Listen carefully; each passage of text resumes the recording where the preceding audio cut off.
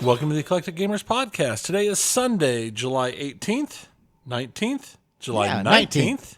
Yeah. I'm so bad about putting That's why the date down. That's why you have a watch on, so you can check July the date. 19th. It's episode 276. I'm Tony. I'm Dennis. Tony. Man. What's going on? I saw the notes and I've seen you moving around here, but I knew I was just going to wait for the recording to start. The people want to know because they could feel it in your voice. I borked my knee last week. It looks very borked. Actually, more than last week. It was the week before last, actually. And it's not one of those cool things like I was saving a baby or I lifted a burning car off of a puppy. Were you at the skate park working on a 720? I was doing cool ollies and ollies and this and that. Yeah, no, I was walking and I stopped to pivot and speak to somebody behind me, and my knee went pop, pop, pop, pop, pop. And my knee has been just massive pain ever since. So, yay, getting older. Did you go in? Are you taking anything for it? No. You could put a brace on it? I do have a brace. Okay. I'm not wearing it today, but I was going to say, I don't see a brace. No, I'm not wearing it today. I don't wear braces on Sundays either. It's my orthodontist hated that rule, but I told him it's science. It's science, it's what it is. So, no, I've been wearing a brace. I've been taking stuff. It's one of those things I'm giving it a week or so, and then I've got a physical therapy thing to go look at, or to go get it looked at just to see, because I've got access to a no referral physical therapist thing that I can go at least to get examinations of. So I've just been taking it easy, mainly just normal over the counter stuff and wearing my brace a lot. Okay. So it's getting better. It's one of those things where it's actually, once I get moving and stretch it out, it gets a lot better. But it doesn't like sitting around for a while, which with my job is still what I like. Half of my job is sitting at my desk doing paperwork. So, and we're sitting around here. So I've not done this a pain lot this morning, is for the listeners, and they should support us at patreon.com/eclectic_gamers. That sounds great. Okay, that sounds good. Help Tony's brace. Yeah, that I already have. Yeah, but actively maybe we could get a new attachment for it, like a cup holder. Right, yeah, my brace needs a cup holder. If you fund it, need one of those little pen cup holders. But then, because that wasn't bad enough, it wasn't. No. Last Friday, our air conditioner went out. Oh, now that is bad. I don't like being hot. And it's been hot. They were able to, luckily, over last weekend, it was only in the upper 80s, low 90s. They were able to get somebody out there on Tuesday to fix it, because the problem was that the control board had blown something on the control board and had a big burn spot on the control board. And while I have some capabilities to do stuff, I wasn't going to mess with the giant control board that I didn't even know how to source. So people came out and put a new control board in. Okay. So we went a couple of days with no air conditioning. I actually ended up going and getting one of those little, not a window unit, because our windows don't open up in a good way for window units, really. But one of those little portable units that has a little thing that slots into the window, but it's a lot smaller and lighter. And so we basically, I got one of those, and we changed one of the bigger bedrooms into a cool zone. So when people got too hot, them and the dogs would go sit in the cool zone. Oh, okay. So what it amounted to is all of the dogs and my wife and one of my kids and the other kid rotating in and out of the cool zone. And I just stood completely mired in fans in my own area over by my computer and everything. I had a fan under my computer desk. I had a fan on my computer desk. There were a couple other fans. So there was just a massive amount of moving air. And I was just like, this is fine. Yeah. This is fine. Well, you've always dealt better with the heat than some people. Yeah. Like me. That's the thing, is the big thing for me was the dogs were we've been outside running and playing level of panting, laying on the linoleum in the kitchen. Yep. It's like, yeah, we need to do something or else we're going to lose Shave them. dogs. Shave them all. That's one of them we can't shave. Shave He's it. got no hair already. Shave it anyway. But it all worked out. It was a few days and then everything got put back together. And I had picked up some new noise canceling headphones. Right. And I got to give them the big shot try while I'm surrounded by the fans. yeah. And it worked great. Oh, I couldn't even hear the fans at all. It they were completely went away. I was like, wow, this is great. Nice. So I just sat there with headphones on, sweating. What'd you play while you were sweating? I played some more Grim Dawn until it got too hot, and then I turned the computer off because I'm like, this is putting too much it's heat putting out. out heat. It's So putting out heat. I don't need this. So I literally laid on the couch and listened to audiobooks with like 5 fans blowing at me. Yeah, that sounds like what I would do. What have you been up to? I finally last night finished Outer Worlds 2. I did it. I pushed through. I was like, Congratulations. I had to edit my notes because I was like, I'm further along. And I was like, it just now told me that I'm at the point of no return. Let me go ahead and cross that threshold of the event horizon and finish this game. So I've done that. And I started Final Fantasy 16 last night. And I played it a little bit more this morning. And so I'm not very far in it yet. I may be I don't know, first 45 minutes or an hour or so. I have to be careful. There's so many cutscenes. It's probably been 3 hours because of all the cutscenes. But in terms of only gameplay, 5 minutes of actual gameplay. in terms of gameplay, they're still teaching me some of the movement and stuff. But it's very graphically interesting. I did not realize it was profane now. There's swearing. There's gore. I mean, Really? it's like grimdark. Man. Yeah, it's edgy. It's like what was the trailer for the new game where it's just like everybody being torn apart? No, it's not quite that. Maybe it's like Final Fantasy has moved chapter to 2. Final the boss is eating Final Tifa's Fantasy arm. 18, the human centipede. Yeah, it's not quite that gross. But I've never seen that, and I don't think I will. I do recommend though. Don't. I have. Don't. Okay. I do recommend watching the music video for Red Flags by Tom Cardy. Okay. Because it's hilarious. It's entirely set from the point of view of a guy who's on a blind first date, and she's talking about her favorite movie, and it's Human Centipede. Sorry. And then it goes into the whole song is explaining it, and the whole song. Okay. The song's called Red Flags. It will summarize. Yes. Okay. But it is hilarious. Red flags. Okay. Well, there are flags in the air when we get to the pinball segment. They are Tony. red.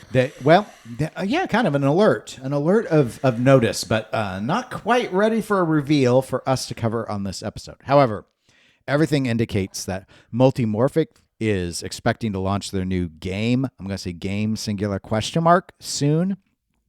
The rumor mill, Tony, is in full froth at this point with additional comments, artists, stuff being said that they have to have Dungeon Crawler Carl. They have to have They have to. It's the only because people. All this other stuff about their talk. I mean, like the artists like saying in this very soon upcoming game and all that. So okay, so nobody else could have it and have rolled it this. So they're going to have DCC, it seems. However, I've read in a couple of places. I don't have any links. One I think I saw on Reddit, and then I know Nap Arcade has a piece on it. I didn't put it in the show notes though. I just remember reading it. However, that there is chatter that actually Multimorphic is pulling a Texas Chainsaw Looney Tune, and it's going to be 2 games, 1 layout.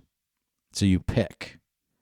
I have no idea what the second theme is. I haven't heard a I haven't heard a single thing. I don't know if there are limits on. I don't know if they're of equal popularity. I know nothing. It's just supposedly the thought is that it would be two different layouts. I don't even know. On the Reddit post I remember reading, there was speculation that the rules would be different between the 2 games. And again, that was the case with like Texas and Looney, so I could kind of see like if they truly did that. But also, if you just wanted the themes to be different, I could also see you doing. Wasn't Ultraman and Halloween basically the same game? It was really just a different skin on it. So anyway, that's what the reports are saying. What are your thoughts? I mean, we already kind of talked about DCC with Multimorphic. The biggest reaction online has been frustration because they're not going to be able to play it.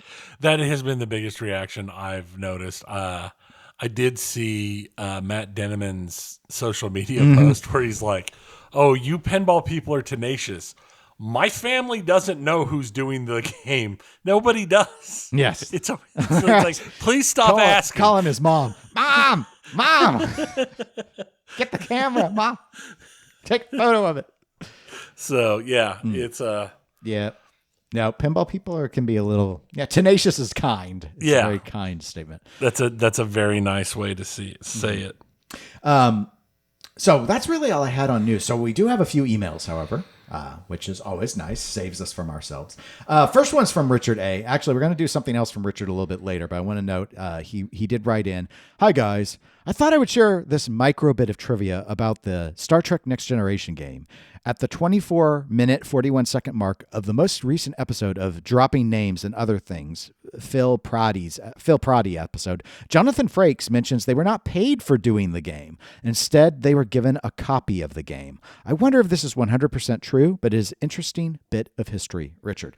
I did not know that. I had heard, however, that in the Williams era, it was common to get games for doing voice work. I don't know if it was common to only get a game for voice work, but a game even back then had a value of a few $1,000s. So in many instances, I could see it being sufficient. I remember the only real story I remember was that Sandra Bullock did not get a Demolition Man game, but Wesley Snipes and Sylvester Stallone did, even though her face is on the translate. Really? Yep.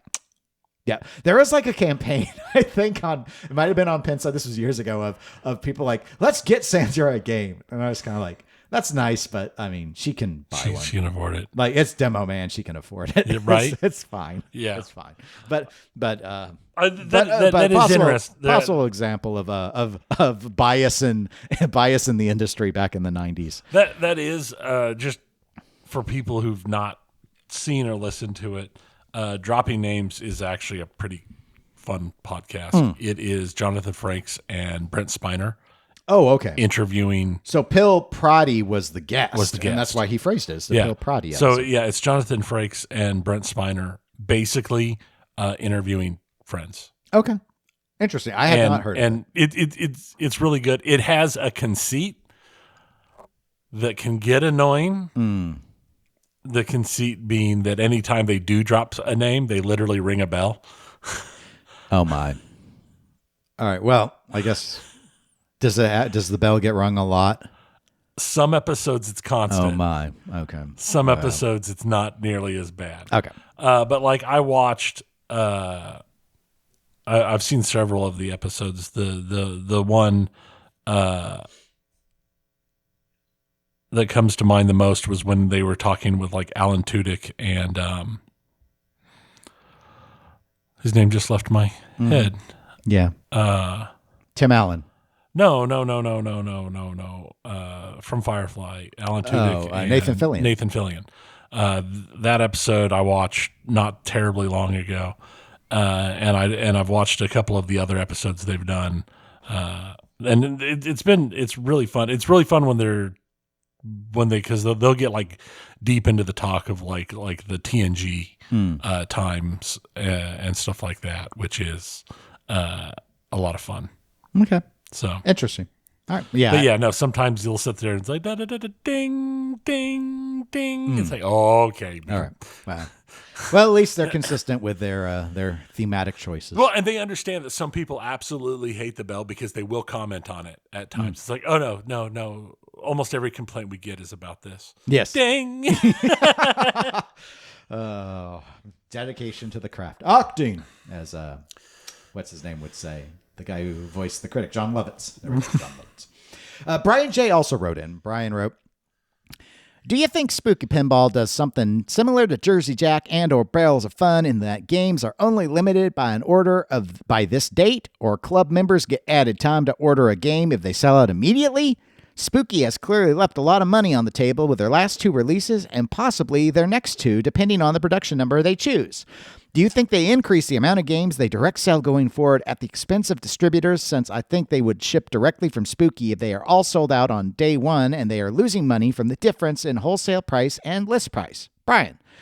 All right. Tony, you want to go ahead and start with the what do you think about Spooky doing? I don't know that they're leaving that much money on the table because they have dialed back their numbers lately from some of the highs they had hit at one point, as I recall. It's hard for me to say. So Beetlejuice was around 1,000 units. I think the highest they ever got was Scooby-Doo, which was just under 2,000. Right. So it is about half. I mean. So I guess it kind of depends how you think about it. I think it's probably more targeted based around, my guess is they make an estimation of about how well they think a particular theme will do. And they probably buy all of the parts required in a large lump sum to get the minimum cost for it. And to do another order would require them to have higher cost, higher material cost. If you buy enough stuff to make 1,000 machines and you decide you want another 200 machines, you're not going to get the stuff. You're not going to get the material cost for the same thing if you're only ordering 200 units worth of materials as you did when you ordered 1,000 units worth of materials. So I don't know if they're actually how much they're leaving on the table and how much it is worth to them to keep going higher. Because if they end up with something that doesn't sell quite as well, they end up setting on stock. So I guess he's kind of got this carved into two questions. So given that, regarding his first question, do you think that Spooky's going to change from having a set limit to doing order by this date and you get it, and then that's the cutoff, and then they know the exact count? Because that does play to some of your parts things you brought up. Parts for the guns. Do you think they do that? I don't think they do that. But I could be wrong. I mean, I don't exactly own my own business and know and work that way in thinking. I would think their current system is working pretty well because I don't know how much they want to move completely away from the distributor system either. Mm-hmm. Well, I know they do a certain amount of direct sales. Right. So, I mean, his question on that was, well, do you think they increase the amount that they sell direct? Like cut down on I guess maybe as a percentage. You think they cut down on the percentage to the distributors and increase the percentage that they direct sell? I don't know. I just genuinely don't know because I can see pluses and minuses on both sides. So Brian, regarding your first question about adopting the barrels Jersey Jack approach, I don't think so. I think they'll still doing raw hard count limits. Instead of, just if you order within 2 weeks, you'll get one. Spooky has always been, I'm going to use, this might not be the word they would use. I'm going to use it though. They've always been antsy about having production times go out too long. Like they really want to be done with games within a year. And there are some good reasons for that because as we've learned with many companies, especially companies that struggle to put games out on time, there are deals related to the licenses and their durations that they need to, be mindful of in terms of how long they're allowed to build a particular game and such. And things start to get a little weird if the timelines go too long without having to renegotiate. So I think for Spooky, they like the idea of always having a new product out every year.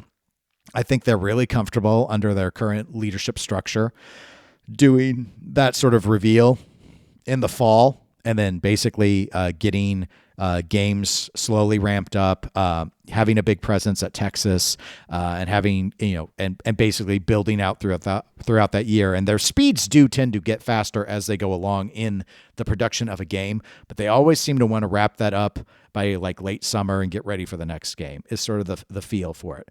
I do think they are leaving a lot of money on the table. Now, long term, I agree with Tony. You might have these games aren't always going to be winners. Like nobody hits 100% home runs. Even Elwyn has some games that review much lower than others. So even though he might, compared to the rest of the field, always be a home run hitter. So given that, I think that Spooky might up the counts some with these licenses that if they get convinced comfortably that they are safer bets. But let's bear in mind, like Evil Dead, they didn't sell out of Evil Dead for months. They were so, and Tony, I've talked about this before. Bug and his team were really excited when we talked to them at Texas 2 years ago because they had just sold the last Evil Dead just before the show opened. And then the FOMO built after no one could get it.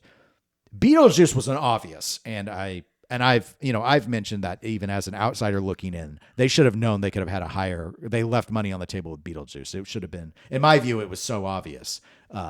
So depending on the license and depending on the feedback they get from outsiders on the new game, I think the thing to note is make sure you don't want people that just blow smoke up your butt. You need people that will honestly tell you whether this layout is good or if it sucks. But if you have that early feedback, and you already know the strength of the theme, you should have a pretty good sense of, like, Tony and I can play a game and tell you whether or not. I'm not volunteering for us to do this. I'm just saying, like, we have the capability, as do lots of people in this hobby, to play a game. It doesn't even take very many plays, and we'll be like, this is a winner, this is a loser, or it's okay. Like, it's going to fall into one of those buckets. Right. So no, I think they're going to keep doing the model that they are doing because it is working for them. And I think they worry about production going too long if they leave it open-ended, especially with what the rumors are of the next themes that they possibly control. Because it's stuff like Gremlins and Goonies. Those are themes where you want to have more than 1,000 games because you're going to sell more than 1,000. The other question that Brian had about do I think they increase the amount of games they direct sell? As a percentage, I'm going to, like Tony, I really have no idea. I'm going to say no. Tony and I, years ago, I think it was 3 or 4 years ago, we had a conversation about, like, the industry doesn't really need distributors, like, hypothetically, especially. Right. It's real weird when they do direct sales, and even Stern does some direct sales now. But here's the thing where I'll point to, this is an argument that Zach Minnie, who obviously owns a distributorship and has a biased opinion about the importance of distributors. Yeah, he does. But what I will say is, based off of feedback from other collectors that I've spoken to, his concern, that of course works to his advantage, is these companies are not prepared to do the service calls, and that tends to be the case. A lot of people. And I'm not talking like little ones like Spooky. I'm talking big ones where people will call the company and get no resolution. You could go entirely direct if the company is willing to assume full responsibility for after sales support. None of them seem to want to pull the trigger on it. And so I do want to clarify. I still think you could have this system work without an independent distributor network, but it would require significant investment on all of these companies to actually take care of their games and post support. And are they willing to maintain that level of staff to do it when you no longer have the Greg Bones of the world? That's who does it for Zach, is Greg. He answers all those tech calls and calls people back and tells them how to fix the game, handles the parts that get, like, I can't get a new part. A lot of times they can't get a new part from a manufacturer. They send them one that they own in stock, and then they work on the process for 8 months to get the refund. Right. And I think that is a very strong and important part, because I do think that is what the distributor But hypothetically, network you could brings. move away. So some of these companies want their cake and want to eat it too. Like, they want to be able to make, because Brian's absolutely right. They will make more money not having to give a cut to the distributor. So that's why you see them start doing it more and more. But the rub is, you do that too much. At some point, the distributors can say, I don't really make any money off of you. Why should I carry you? I'm getting all these calls. Yeah. I'm going to wash my hands of you because I'm not making a living off of you.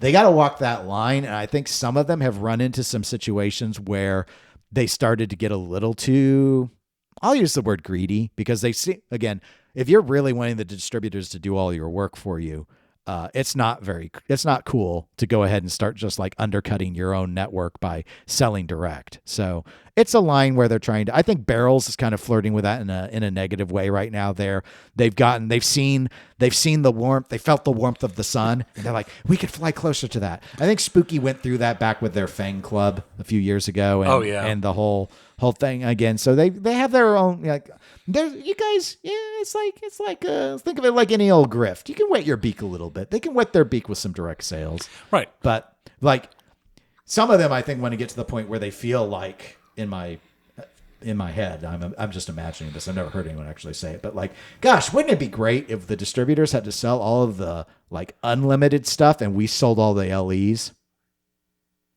But the LEs are where all the money is made. Right. The big money is made. But I could see some maybe thinking that they could get to that point. But without the LEs, a lot of the leverage for the distributors might actually evaporate because that's where most of the money is made.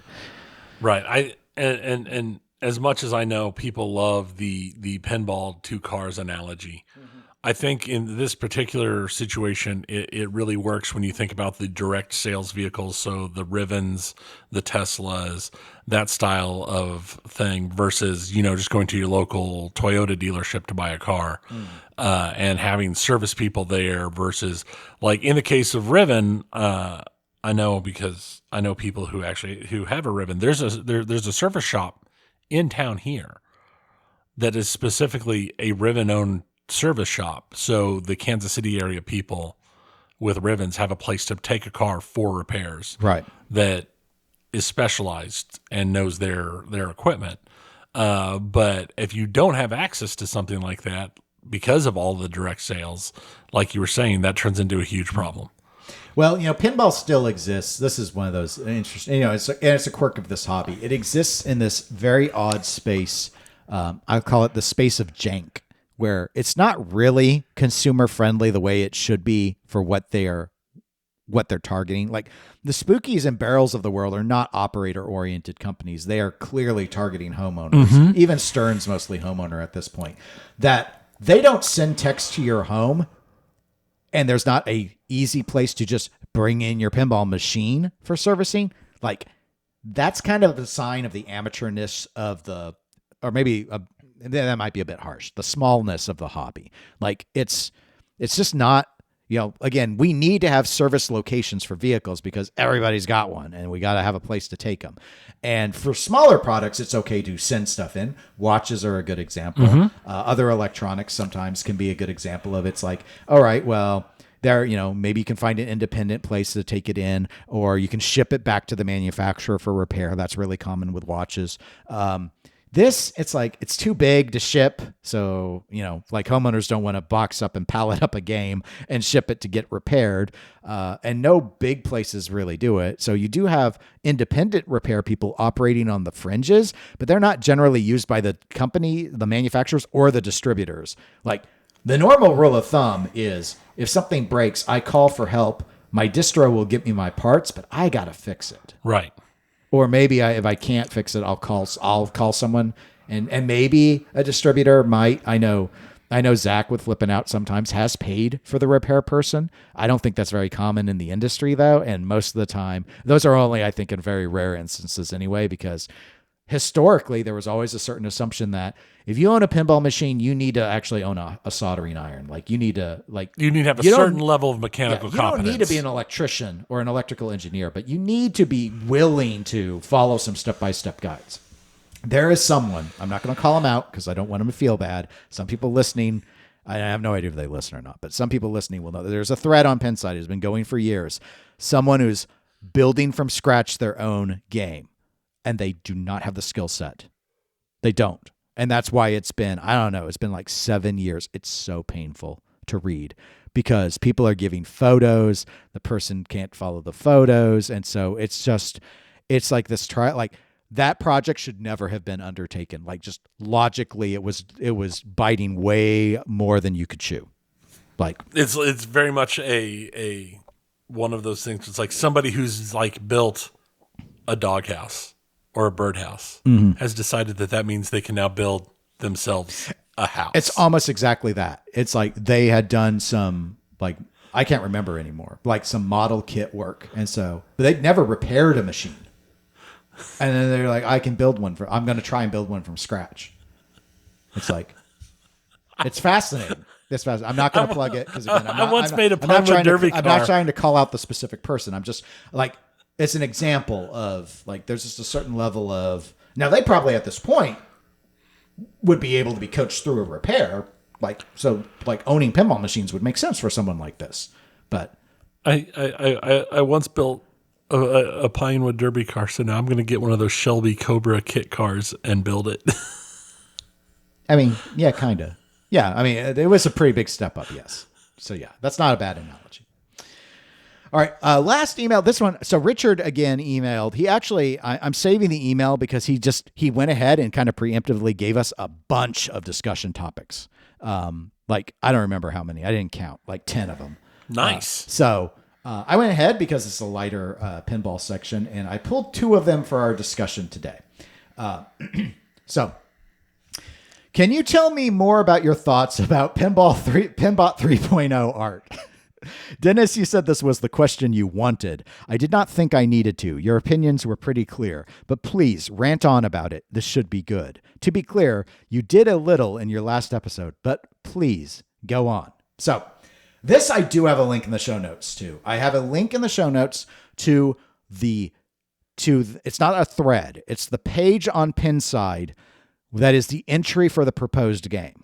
Now, first things first, I need to correct myself. It's not actually Bride of Pinbot 3.0. I couldn't remember the real name for it. I just remember they had the 2.0 kits. The name of the game was Bride of Pinbot 25th Anniversary Super LE. So let me start with that, Tony. You might remember that. I don't remember that name. What arrogance to go ahead and decide that this, of all things, was worthy of being called a super anything. Super LE. Super that you, not Williams, mind you, not WMS, you third-party upstart think that you get to deem something that you're worthy to bestow 25th anniversary Super LE. It's not even your place to celebrate the anniversary, but that it's a Super LE. Okay. In our internal notes, Tony, I've grabbed a couple of images from that page so that you can remember. So, and if you scroll down enough internally, you'll be able to, I have a picture of the, I don't know what, it's basically, it was only ever flyer stuff, but I'm going to say what I think was going to be the translate, picture of what was going to be the mask on the playfield where you do the ball locks. And I didn't put the original mask on there, but I have a picture of the actual game translate or backlash so you can see what Bride of Pinbot looks like. Bride of Pinbot looked mechanical, okay? The proposed version of the Super LE ditched that art, gave her hair. She has long hair. She has hair. And she's just like in a pinup pose with a little car driving under her knee. And it doesn't look like the art of, like, we could debate Totan. We talked about Totan, right? The new remake of Totan. And you've got the Brian Allen art.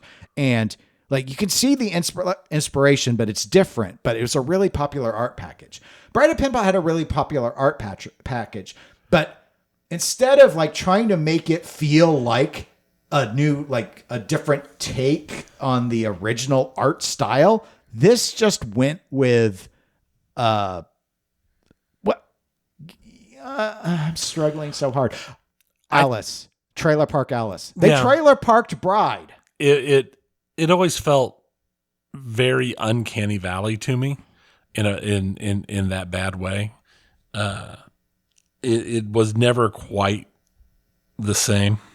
Yeah, to me it felt like they really didn't want it to look so much like a robot anymore. Gosh, wouldn't it be nice if we could just like have a sexy person on there? But let's just like make her silver and I don't know, because like the original art was Python. He wasn't exactly subtle with stuff, but right. But I think it just looks like trash. I can't remember a single person who praised this art package.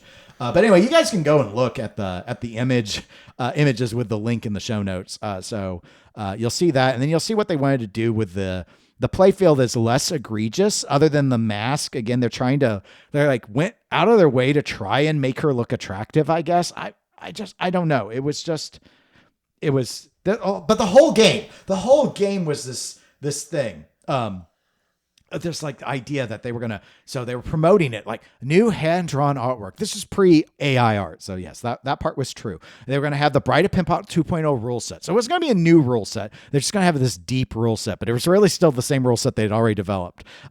They were going to have these new light shows. What are we going to do to get you guys to give us money? New light shows. We got to have the new light shows. The laser cut illustrated apron, mirror blades. These are like back then. This is the stuff that like people were just, falling for left and right. So this was of an era where it was, I just felt it was exploitative of the license. They wanted to make more money off of Bride, and they figured the best way to do it was sell entire cabs with this like trashy art package on it. And I would have been embarrassed, but right. And the thing in that list, one of the things you left out was the ambient RGB lighting to light up the entire room. Oh, yes.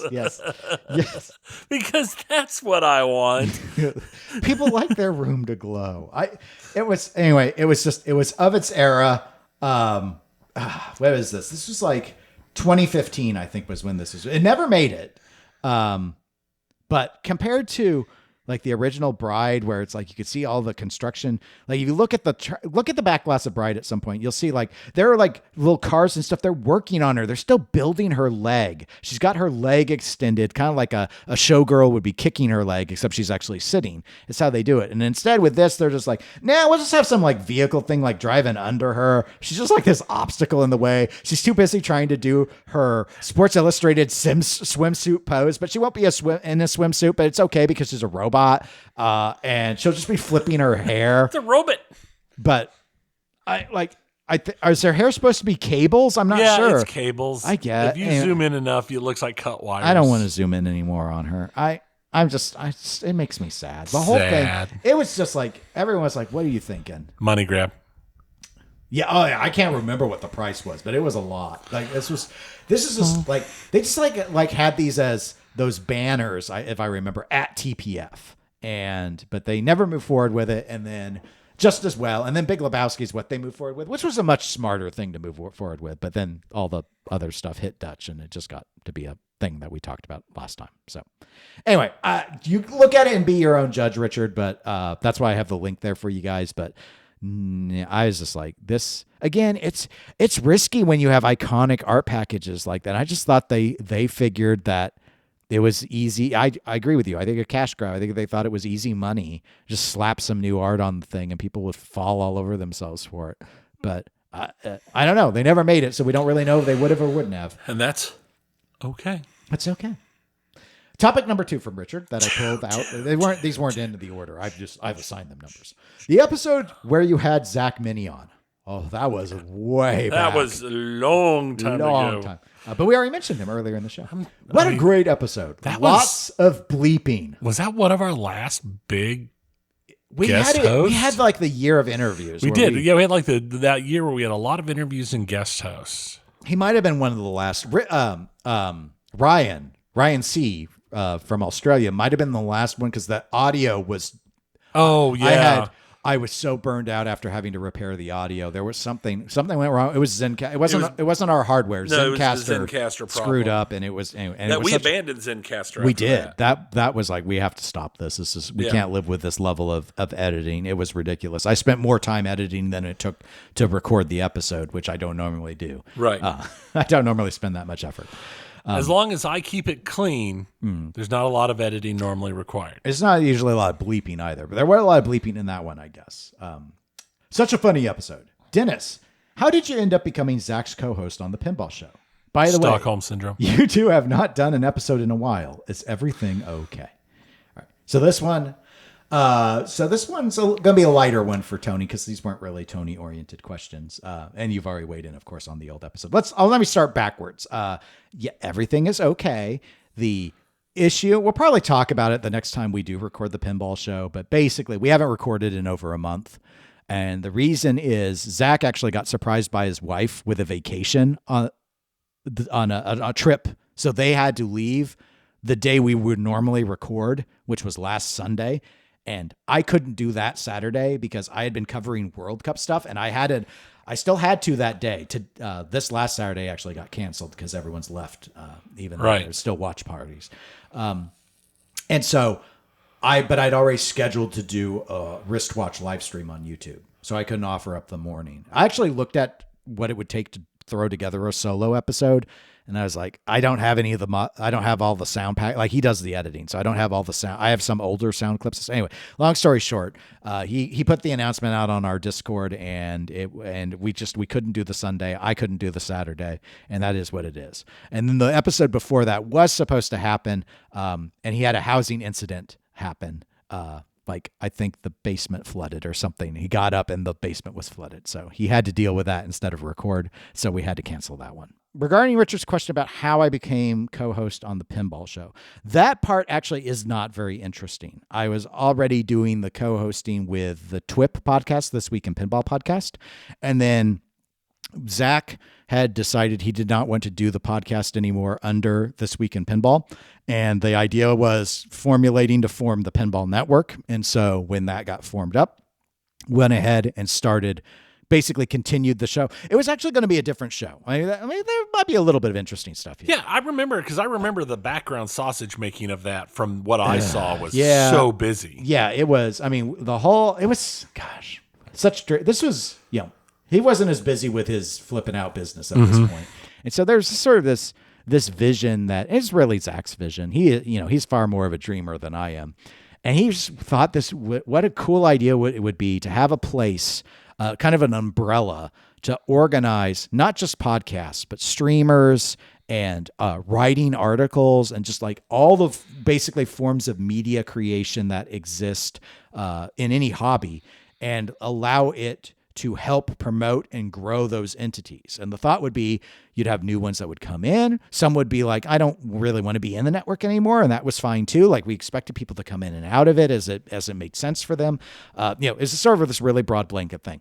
But because most of us knew podcasting that were involved in the discussions, the initial main thing was a slate of shows that would all air under the Pinball Network. And so that was how Final Round with Marty and Jeff, like that was the idea there. And then we had the Pinball Show, which was sort of seen like it was going to be a weekly show. So that one was going to be an anchor. Silver Ball Chronicles, which is still going on, off the network at this point, obviously, but with David and Ron. And so there's just all these little pieces was there. And even the Pinball Show was envisioned to be different. So it was going to be a weekly, and the thought was there were going to be 5 hosts, but not all on at the same time. And so basically, Ken Cromwell and Zach Minnie were going to anchor it. And then on alternating weeks, I would do it and Greg Bone would do it. Mm-hmm. And so we'd always have a team of 3. And when we actually launched, it was 3. You listen to the first 10 episodes of the Pinball Show. It's Ken, me, and Zach doing the show, and so that was the idea of it. So, but again, I mentioned the TWIP podcast, so I guess to kind of tie a bow on that, how that happened is kind of maybe more interesting, more happenstance. So This Week in Pinball was going as that's under the Kineticist now, but it was going as an online news source basically for pinball, and Jeff introduced me to Zach at Texas Pinball Festival. Mm-hmm. Like I'd seen Straight Down in the Middle, so I knew about Zach and Greg, but they were walking down the hall and Jeff saw him and Jeff was already working with Zach on some stuff, and he introduced me. And at the time, Zach had I think at the show or maybe he had aired it on Straight Down the Middle, but he had a Walking Dead game. And he had changed all the bulbs to red LEDs, and I made fun of him for it. And he played along with it, like he knew I was joking. And so, I mean, no, don't get me wrong, it looked ugly, but he knew that I was being humorous about it.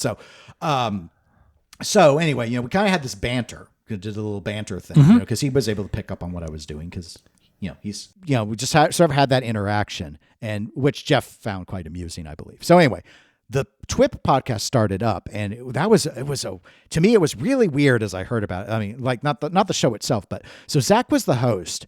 Jeff really wanted there to be a podcast, and he really did not want to be on it.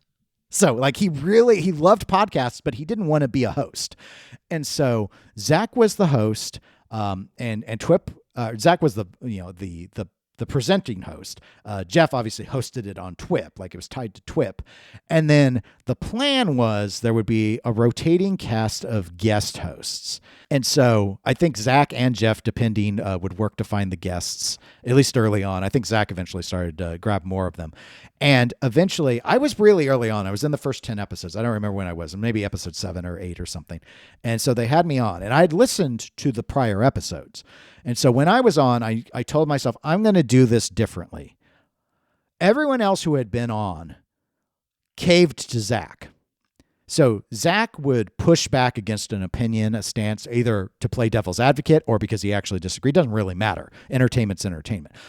And everyone else, and this is an instinctive philosophy I feel that a lot of humans have, which is we are conflict adverse. And so when someone pushes back on something and you're being witnessed, the instinct is to try and appease. But I know what happened with World War II, and I ain't doing no appeasement. So I went in telling myself, Zach is going to deliberately try and push back against me. The answer is to turn the knob up one level and push back against him every time he does it. And so when I co-hosted with him, it was very antagonistic. Not mean, but like I'm arguing back. I'm not saying, oh yeah, like, okay, I see your point. Like, no, Zach, you have no point. Your points are all wrong.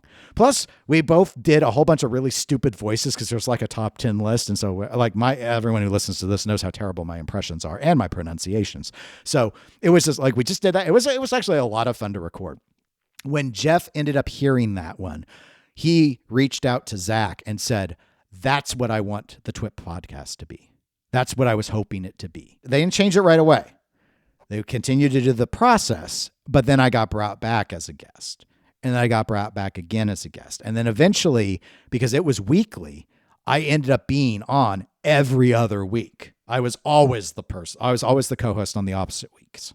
And then there was the random guest the other times. And that's how we got started with a podcasting relationship. And so when it was time to end the TWIP podcast, Zach wanted me to do the pinball show with him. Though at this point, we don't argue like that nearly as much as we used to. But sometimes he'll push back on. But we spend so much time usually going over the news and the releases and stuff. That it's more like how we do it, kind of. Though we don't answer listener emails on that show. So anyway, I hope that wasn't too long, Richard. But yeah, that's kind of the background. So I co-hosted with him on another show, and because Jeff thought I would be a fun guest, and he really liked the way it went, and Zach liked the way it went, and that's just why we did it the way we did it. Video games, Tony. When I started putting my notes together, mm-hmm. I keep a running list of links that I just copy and paste into OneNote. I've got a special OneNote file that I copy and paste into it. And so much stuff had happened with, between my air conditioning and my knee and everything going on, and discussions that we'd had, like on the Discord and the like, that when I pulled up my notes to organize everything, I'm like, didn't we already talk about all of that? And I had to look at the dates. I'm like, no, that's right. We were talking about the fact that Microsoft's layoffs were coming, but they weren't going to be official until after our last episode recorded. So I was like, oh yeah, now let's throw all of this together. And they did come, and they are large. And this is only the tip of the iceberg. So Microsoft as a whole announced that they were laying off 4,800 people. Yep. 1,600 of them are in the Xbox division being immediately laid off. The caveat on that is that the plan is by the end of the fiscal year, 20% of Xbox is going to be laid off. Mm-hmm. So they're laying the full 20% off by the end of the fiscal year. In addition to all of those cuts, announcements had also come out that ahead of these cuts, they got approved to hire 2,200 H-1B visa workers. So the morale that was hit hard by the loss of so many employees took a further hit when all of this stuff started coming out about H-1B visa workers being hired and approvals to bring in so many. Microsoft is already the 6th largest user of the H-1B program in the United States. So the morale at Microsoft is extremely low. Lots of people, they don't know who's going, how things are going to hold up, because a lot of the cuts included a lot of people in the middle management and upper management levels. A lot of experienced workers got cut. id Software took major hits, including one of the original 13 people who've been with id since the beginning. Gone. Then Obsidian took big hits. All of their companies took big hits. They also reported on the fact that the rumors had been true. Double Fine and Compulsion Games have spun back off to be their own independent entities. Ninja Theory and Undead Labs have been sold off. They are rearranging plans, and the nice thing is they released all of the franchises to those companies. Yes. So those companies get to keep their franchises that they're known for. So they didn't like kick those companies out and been said, "Oh no, you can't make the games you've made in the past. They're ours." Right. So they did spin off that as part of everything when they went out. One of the interesting things that I saw in the series of interviews and statements that were put out is the new CEO, Asha Sharma, said that Mahjong, so Minecraft, and King's mobile games are Xbox's largest active player bases. Both of them are apparently bigger than Xbox player base. Right. So they have been moved to a new level of prominence, shifted out from underneath their parent organizations and moved directly to her control. So in addition to all of that, Todd Howard with Bethesda came out and made a bunch of major statements afterwards because Bethesda got hit with a lot of releases too. They said that remasters of Fallout 3 and Fallout New Vegas are coming. Apparently, there is a new Fallout project under development with Obsidian, who did Fallout New Vegas, which a lot of people consider their favorite Fallout game. Obsidian did a really good job with it. They did, and it's interesting because Obsidian almost got a huge bonus for the making of that game because but the way it was written was the exact opposite of the thing we've been dealing with Subnautica, where it was like a very not hard goal to hit. Right. The way it was written is our Fallout, they'd get a huge, massive bonus if it had hit like a 90% rating, and it was like an 89% rating. It was buggy when it came out. So I probably heard it. Right, but it's still, like I said, it's hugely popular. So they're apparently working on something that might or might not be a good thing in some people's, because Obsidian's popular Avowed game, after they took their losses from people being let go, the team that would have been working on the sequel to Avowed was moved to this Fallout project. So there will be no sequel to Avowed coming. Also, they did state that Fallout 5 is in pre-production. What does that mean? I don't know, because Elder Scrolls 6 has been in production for 8 bloody years. Yes. Very long time. I don't even remember the scrolls anymore. The kids today don't even know about arrows to the knee. Oh, no. They know about that because they still play Skyrim. Oh, yeah. Everybody on their fridge, on their refrigerator, that's right. on their watches, on their car. Skyrim's everywhere. Now they did say that Elder Scrolls 6 is still coming. It's very far along. They say it is in a playable state, whatever that means. But there's no more information on announcement dates. There's no more video releases or trailers or teasers or anything. They're just still being worked on. But Elder Scrolls 6's announcement was very much one of those things that was thrown together at the last minute because everybody badly wanted one, and that was a terrible BlizzCon anyway. Well, that wasn't at BlizzCon. Not at BlizzCon. No, that was not BlizzCon. That was at was it E3 or was it the Christmas time? It might have been the Game Awards. Yeah, Game Awards or something. I want to feel it was in the winter, but I don't it's been so long. Sure. But I was thinking that was the same year they did the "Don't You Have Phones" thing. Oh, for the it might have been the Diablo. same year. Yeah, that was. Yeah, I was thinking it was the same year. But no, yeah, it's one of those things that was just the announcement was literally a trailer was literally just a video pan of a bunch of nothing, like sky and farms, and then it said, Elder Scrolls 6 coming soon. Yeah, no, I remember it was just cinematic is even generous. Yeah, it was just something. It's basically the logo. It was basically. But the Elder Scrolls 6 development team took heavy hits. The ZeniMax Online, the developer of the Elder Scrolls Online, their teams took heavy hits. And part of this discussion they put out was that Bethesda and ZeniMax are now working closely together on Elder Scrolls 6 and future Elder Scrolls Online projects. My guess is because ZeniMax had more than 350 people laid off, and Bethesda also took a large series of layoffs.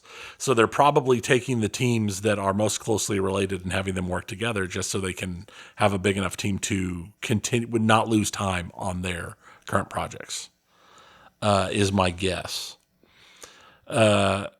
Also in this big old giant time of layoffs, Ubisoft Barcelona, which was hit by layoffs following some of Ubisoft's layoffs following the release of Assassin's Creed Black Flag Resynced, which released and reviewed very well and has been doing pretty good.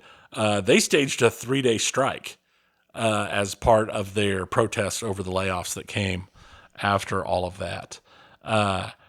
That probably didn't help with the fact that Black Flag is supposed to have an offline mode that failed to work when the Ubisoft's Connect server was down for a period of time over the weekend, and nobody could play Ubisoft games, even the ones that are supposed to be playable offline. So, proving that everything is becoming more and more continuously interconnected. The other big thing I had in here was Summer Games Done Quick. Yep.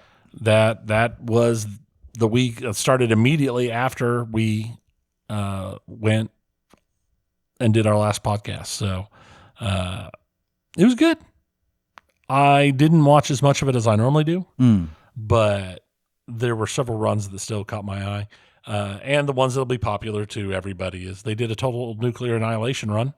Yes. So there was Pinball on the main stage. That was on Thursday night, as I recall. And I thought it went really well.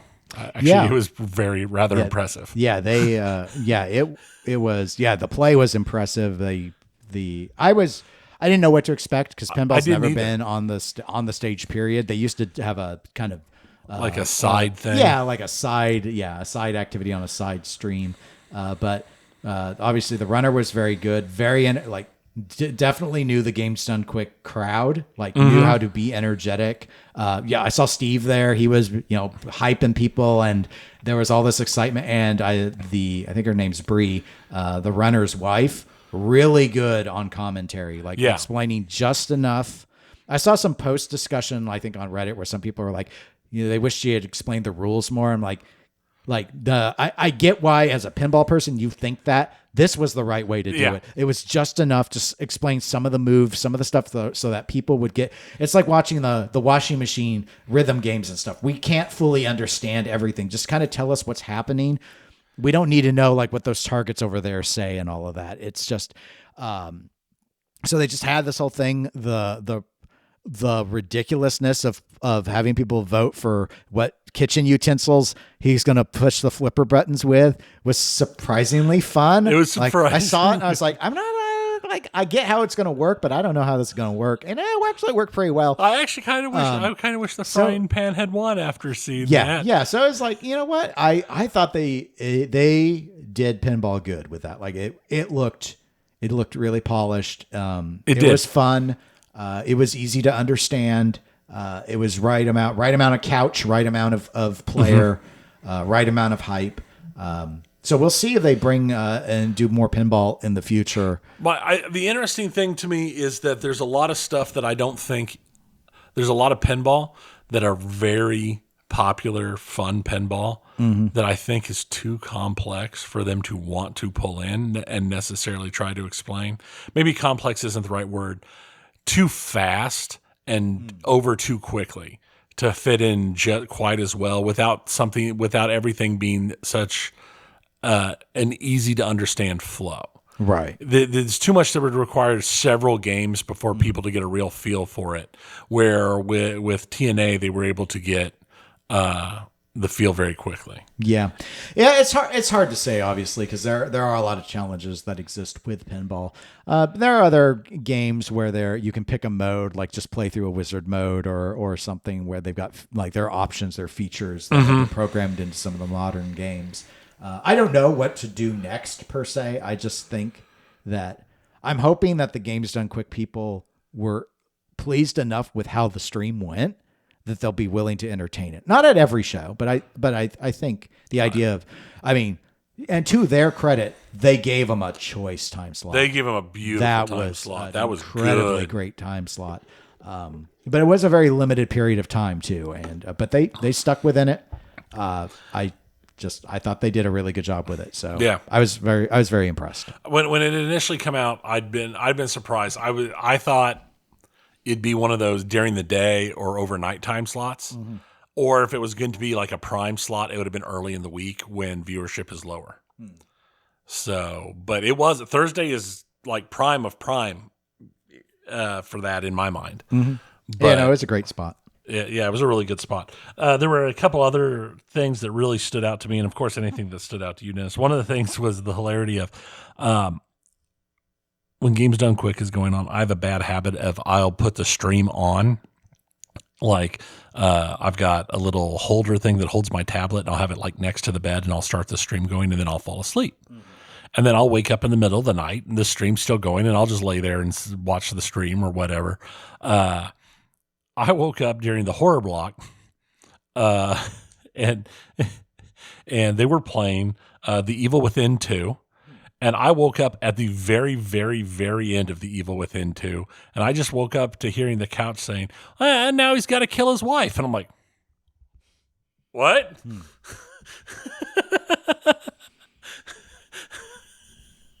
It's been a while since I played that game. I don't remember that part. Oh, it was interesting. It was fun. I liked most everybody probably liked the Baltro run who's played it. It was interesting to see because that's the card game roguelite where you kind of building up. They weren't playing to win so much as they were playing to the game will only go so far and then you break the scoring. So they were playing to break the scoring. And they succeeded in it, but they were playing on a like random seed. It was Asdef who led the final game of Games Done Quick, that Pokemon modded thing. What was that back in January? Yes. But they were playing. They had a machine find seeds that where. It was possible for this to happen, and then he played it out, and it just went very poorly. But he succeeded, but it went very poorly. Pretty much the entire way through, it was about as bad as it could go, and not fail. So, but it was pretty fun. The Tetris run, or it was they ran a Tetris competition during the entire thing, and then they had the finals during prime time. And it was interesting to see because when they brought the Tetris final contestants out, after a full week of watching streamers who are, faces with couches, who are faces doing the whole entertaining thing, to just see two solid players sit there in utter silence and play while the couch is talking about what's going on. And then whenever the camera's on the players are just like embarrassed looking almost, as they're just like playing like insanely high level Tetris. So I thought that was a lot of fun. The other things that jumped out at me was the troll showcase of Mario Maker. Yeah, Mario Maker's almost always a good idea at Games Done Quick. I don't know why they don't always do one. I don't know. Normally just the fun ones are fun, but this one being intentionally set up to be as trollish as possible led to it just. It was actually too hard, though. It was too hard for the time limit. It was. It was hilarious though.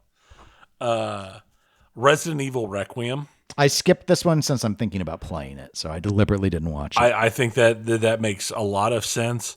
They played. There was a couple Resident Evil games played this time, and the thing I noticed with all of them that kind of bothers me, just from the fact that having played a tiny little bit of Resident Evil, I've not played a whole lot, is how often in Resident Evil, apparently the speedrunning thing is just ignore the enemies and walk past them. And just how often it actually works. Yeah, I mean, I've sometimes wonder if the games are maybe meant to be that way, because ammo can be very scarce in those games. While I didn't watch Requiem, I did watch the Resident Evil 3 run with a guitar controller. That was after it, which I thought was pretty good commentary and was interesting. And yeah, he was mostly guitar fretting his way away from enemies. Yeah. It's like, at times, this enemy, the pathing of this enemy and how they move, they're coming this way. So I just need to step like this and they'll slide right past me, and I'm just fast enough to stay ahead of them. Yeah. So it requires perfect movement, but they're a speedrunner. They better have perfect movement. Yeah. So, and the last thing I had on my list that had jumped out to me, it's a fairly new game, is Mouse PI for Hire. I really liked the look of the game. It's in black and white. It's got an old school noir detective feel to it, while being like Steamboat Willie cartoony. Okay. It was actually a lot of fun to watch.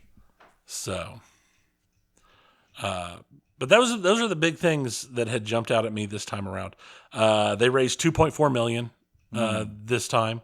I didn't notice too many of sometimes they've had the really big, 2-hour delays to try and hit points. I didn't feel like that happened as much this time, unless it happened in the points where I wasn't paying attention. Because again, I spent. Yeah, I know. I didn't pick up on any in the prime time that were super obvious, or people clearly stalling to finish their game so that they could hit this showcase incentive, glitch test or glitch showcases and stuff like that. No, nothing too bad. I think they got the timing. I heard they fell behind pretty early on the first day, and then there were some longer delays with technical setup that I felt seemed a little excessive. Weirdly long delays between two video games, whereas there wasn't a huge long delay with the pinball setup and switching back. Yeah. So sometimes I'm always a little curious. They had some audio issues on the first day I watched too, where it was just like janky audio, like the mics for the couch interviews weren't live and stuff, just basic stuff it seemed they get it fixed after that Sunday, but it was a little weird. They did have more fire alarms pulled. Oh, did they? Yeah. Okay, I didn't watch when those happened. Any runs that you thought were terrible and the person should never be back? Not off the top of my head. Yeah, I might not have seen enough to really. I like to find at least one though. That I'm like, I mean, there were some of the middle of the night runs. Like a couple of them had no couch, and the runner was obviously needed a couch to play off of. I can't remember what game I watched. It was not a middle of the night one, but it was a similar boat, because I remember being exasperated afterwards. I'm like, if you can't be entertaining, get a couch that is. Yes. If you're too busy, I totally understand, like the Tetris people, I totally understand 100%. with what you're doing, that you cannot give running commentary, or maybe you're bad at it. Not everyone who comes to these things needs to be a streamer, but that's what the couch is for. Right. Get a couch. Get a good couch. And then other times you almost feel bad because somebody will have a couch, and because they've either streamed their own games or they've been on couches enough, you will recognize it's like, oh wow, every single person on this couch is very knowledgeable, very good, and hilarious. And so is the runner, and it turns into just like you're barely paying attention to the run because they're making. Oh, there was the SpongeBob SquarePants nude run where they were playing whichever SpongeBob game it was. But they were running it wasn't even a mod. It is in the game where like Patrick is nude and SpongeBob is wearing rear endless chaps. So, but that got the hit and they were running it. But that was one of the ones where it was a lot of interesting information coming off the couch and the streamers, because it was a race. Mm-hmm. And it was going. It was very. I'm finding I'm really liking the races and the co-ops and the stuff races where they are great. I think they're a lot of fun a lot of times. I was trying to think of any sort of standouts. Couch-wise standout, I will say, the crowd seemed to really love the Ed and Eddie run. Where those guys just kept chanting "dig a hole" and stuff. It was a little grating for me eventually, but clearly it was working for the people that are into that. That run was just starting when I was heading out to do other stuff, and so that one, I heard, and they did a pretty good job. I thought so there was the Mario 64 TAS run to show the most efficient ways to grab any star. I guess they've done it before because a lot of the tech was different. It was well commentated. I actually am very judgmental of TAS. I would probably ban it from speed runs because I don't really care what the robot can do. Like, it's not like inherently it feels anathema to speed running to me. Who cares what the hypothetical best thing is? If a human being can't actually achieve these things, I'm not. I think that's why I like the Wind Waker runs where they found things that are task-like, but you do them yourself with a controller, like we saw back in January when they did that run. Mm-hmm. But overall, I thought it went pretty well. So yeah, it was good. Always good. They did have themselves a little whoopsie shortly afterwards for the anniversary of Metal Slug. They were running a sponsorship from S&K. With Metal Slug, and a lot of people were coming out saying it's like you just raised all this money for charity, and now you're running this thing under a sponsorship supported almost wholly by the Saudi Arabian government. So they actually ended it and apologized, and they're like, we won't be taking the money, we won't be doing any more sponsorships with this group. Just done. Yep. So that seemed to satisfy people. So seemed to. I still would have thought they would have done a little bit more research into their thing. Yeah, but I mean, I don't know. They couldn't even get the mics to always work on couch interviews. So that is valid. I don't know how many people are behind the scenes on this sort of thing. And I'm sure there's a lot. So there has to be a huge technical turnout. A lot of the stuff, like the sponsorships, might be relatively automated. I don't know. Yeah, like the submission process. I don't know. I'm not sure. Okay. That's everything I had. I didn't have a whole lot. Again, I spent most of this last week just struggling to survive. Trying to live. Stay cool. Yeah. It's been crazy. It's been hard. Life is hard. Well, for those that want to reach out about how hard their life is, they can email us eclecticgamerspodcast@gmail.com. We are at facebook.com/eclecticgamerspodcast. Once again, I will plug our Patreon, patreon.com/eclectic_gamers. We're on Twitch and Instagram as eclectic_gamers. And we should be back in a couple of weeks. I reckon the Multimorphic reveal will be revealed officially. So we'll have. Isn't the official reveal date this week? Yeah. Yeah, I think so, but because that's I just wait till it happens. I don't live in anticipation anymore for such things. Oh God, that would be such a good pinball machine. Mm-hmm. Yeah. Oh man, it'd be so good. They won't do it. Oh, I know they won't do it, but it would be. It would be such a good pinball machine. Yep. Oh well. Until next time, my name is Dennis. I am Tony. Goodbye. See ya.